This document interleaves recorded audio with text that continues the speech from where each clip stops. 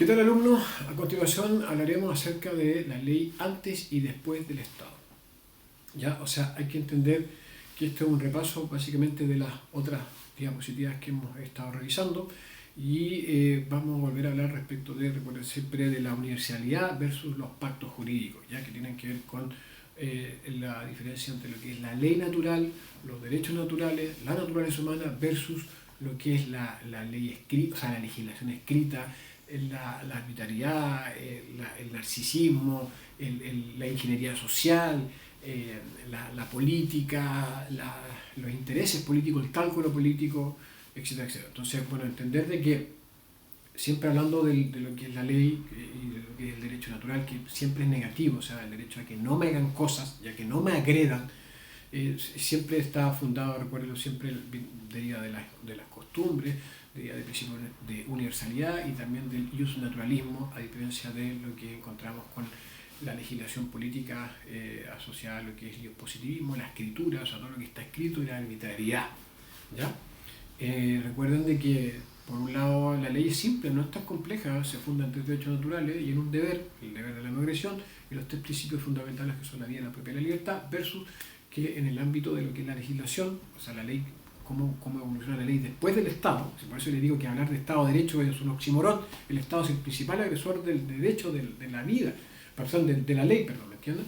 Entonces, la legislación política es indefinida, o sea, estos tipos tienen centenares de legislaciones y de hecho, bueno, hay una frase que no recuerdo quién la dice, pero básicamente dice que los países se desarrollan cuando los políticos duermen, ¿ya? O sea, en el fondo, eso aclara un poco lo que yo afirmo, ¿ya? O sea, la legislación es ingeniería social y siempre provoca todo lo contrario de lo que busca. ¿Por qué? Porque el comportamiento humano, la psicología humana no puede ser regulada, es imposible. El cerebro humano, por tanto nuestra capacidad infinita de creación, de creatividad, que no tiene techo, no puede ser regulada, solamente puede ser asfixiada y puede ser uniformada siempre hacia abajo, hacia la esclavitud, recuerden siempre eso. Entonces, bueno, en la ley antes del Estado, como les comentaba, se fundaba en un principio, esto es fundamental, un principio de autoridad por reputación o por designación ciudadana. Todo lo que hace el Estado hoy se manifestó de forma natural o de forma privada, entre comillas, esa palabra que está ha sido tan desprestigiada. Yo hablo de forma natural, ¿ya? Antes del Estado. O sea, todo el Estado se apropió de todas las acciones que permitían coordinar la sociedad previamente a su existencia. Y antes se basaba por eso, o sea, había ley, sí, habían, entre comillas, personas que hacían de jueces, de jurisconsultos o de mediadores, sí, y eso todo se ordenaba en principio de autoridad, se respetaba mucho la reputación, la sabiduría, el hecho de saber leer, de saber escribir, de ser una persona correcta, y esas eran las personas que decidían respecto de los conflictos que tenían las personas, que no eran tantos tampoco, ¿eh? Ojo con eso. El caso irlandés que es una sociedad, la sociedad irlandesa que subsistió de manera muy civilizada, más de 2000 años sin Estado, ¿ya? Y que ocupaba, es importante, lo que pasa es que no hay mucho material porque todo esto, recuerden que el que escribe la historia siempre son los vencedores y el Estado es el vencedor, ¿no? Entonces todo lo que se hacía antes sin el Estado está oculto, es muy difícil de conseguir y probablemente el intelecto humano no se ha focalizado todavía. Eso va a cambiar, ¿ya? Después vamos a tener, en base a historiadores, a arqueólogos, vamos a encontrar cómo funcionaban las cosas antes del Estado y por qué el Estado se ha preocupado tanto de que eso se desconozca, ¿ya? El Estado obviamente siempre está en la metáfora. Recuerden que el Estado no existe, solamente existe la clase gobernante. Cambien el chip. Recuerden que cuando hablamos de Estado estamos refiriéndonos a un grupo organizado de personas cuyo único afán es controlar a la sociedad para expoliarla, para vivir de ella y obviamente para muchas veces imponer un criterio de ingeniería social que le hace sentido solamente a ellos, ¿ya? Y probablemente a un grupo más. Siempre son minorías ellos, ¿ya? O sea, pero por eso es que requieren la fuerza y requieren de un gobierno para poder aplicar todos estos dilates en contra de la mayoría. Bueno, la ley antes del Estado también se fundaba por principios de proporcionalidad, o sea, obviamente que no era, si alguien lo sorprendían robando, o sea, fíjese que todos los delitos giraban en torno a los derechos naturales. O sea, cuando alguien agredía a otro, a su propiedad, a su libertad, a su vida, claramente ahí se activaba lo que era la ley antes del Estado. Y había principios de proporcionalidad, pero tenían pequeñas salvedades que eran bastante civilizadas. Por ejemplo, si un hombre asesinaba a otro, tenía lo que establecía el reglamento, la ley, que básicamente el principio de proporcionalidad indicaba que se justificaba inclusive la muerte del asesino, del homicida. Pero con la salvedad de que la familia de la víctima podía evitar ese destino al agresor, ya considerando las diferentes caso a caso, y que eventualmente esa persona pagaba su culpa, su pena, en base a una pérdida de libertad, o sea, de un derecho natural de él, para poder resarcir el daño a la familia de la víctima. ¿Ya? Entonces, ¿me entiendes? Decía, se resarcía el daño de manera directa a los familiares de la víctima. Y de lo contrario, si este tipo veía reincidir, este tipo perdía todos sus derechos naturales y eventualmente quedaba a disposición libre de la sociedad y eventualmente a él lo podían ajusticiar, lo podían inclusive asesinar o lo podían desterrar, ¿ya?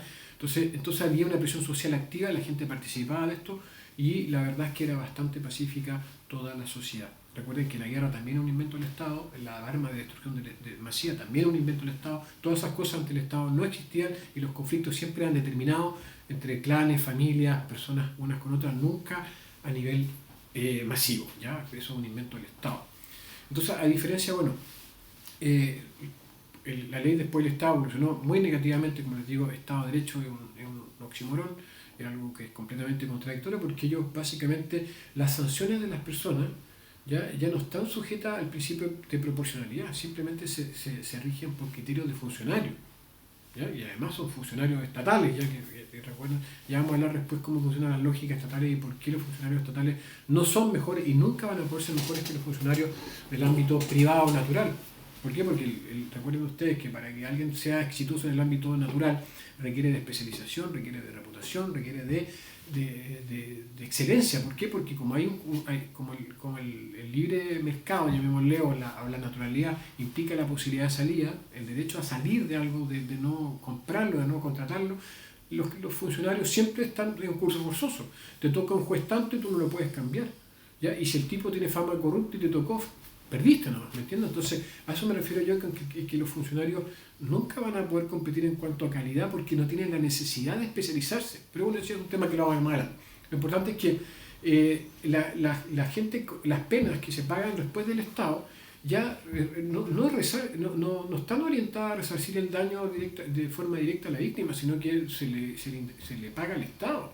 O sea, y como que la sociedad no participa de manera vinculante, ¿ya? O sea, simplemente el tipo es encerrado, ya paga multas que van al Estado y eventualmente lo curioso es que pierden su libertad, ¿ya? Pero resulta que esa libertad, entre comillas, porque con cargo a la sociedad, pues, o sea, es una cosa de loco. O sea, antes el que tenía que pagar sus penas y el que tenía que resarcir el daño provocado a las víctimas era el agresor y que tenía que si se le perdonaba la vida, el delito mayor, que era el homicidio, por ejemplo, tenía que trabajar y parte de su productividad de manera perpetua o con una cantidad muy extensa de años tenía que indemnizar a la familia de la víctima, o de lo contrario ellos podían haber elegido la muerte y esas eran las reglas por las cuales se ordenaba la sociedad. ¿Ya? Entonces por eso es que la gente calculaba que obviamente no podían andar matando a otros porque eventualmente matar implicaba que eventualmente podían perder la vida. Y si eran residentes peor porque ya quedaban a merced de toda la sociedad. Entonces tienen que entender eso, que hoy día no solamente los agresores prácticamente no tienen ningún compromiso ni deber con la familia de las víctimas, sino que además es la víctima con sus impuestos la que tiene que mantener al agresor encerrado, ¿ya? Y donde se vuelve peor. Entonces, bueno, ese es un poco el antes y el después de la ley, en cuanto, de manera muy general obviamente, y más que nada para que ustedes tengan a modo de introducción y logren cambiar el chip, por favor, de que todo lo que hace el Estado hoy se hizo de forma natural antes, ¿ya? Todo el origen de muchas cosas que uno asocia al Estado tienen un origen social natural, en los cuales deriva de la naturaleza humana, de la especialidad humana, del cerebro humano, y no de la clase gobernante, de los políticos, ni del Estado como nos hacen creer, ¿ya? Así que eso ha sido respecto de la clase de hoy, asociada siempre a lo que era la ley antes y después del Estado. Bueno, la Cristiana Laos Díaz, profesor del curso de Psicopolítica, y nos vemos en la siguiente clase. Muchas gracias por su atención.